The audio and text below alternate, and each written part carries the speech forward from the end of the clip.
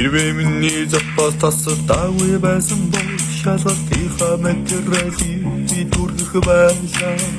Хэрвээ миний утас унтраагүй бол чат GPT-гээс тулсан би хуулах байсан. Хэрвээ чиний хэрвээ болгон дүмья байсан бол математикийн хичээл чиний өмнө зөвхөрөх байсан. Хэрвээ чиний хэрвээ болгон IQ байсан бол Эйнштейн гэдэг хүн чиний өмнө зөвхөрөх байсан. Хэрвээ чиний хэрвээ болгон запас байсан бол хүнээс гоохгүй үзгээ гаргаад хийчих байсан.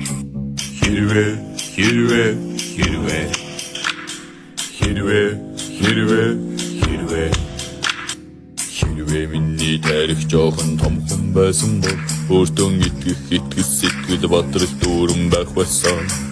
Хэрвээ чиний хараа жоохон гүцэн байсан бол эргэж төрөд харж бүгдийг сайхан хууж байх байсан. Юу горч байсан болоо? За тэр яах вэ?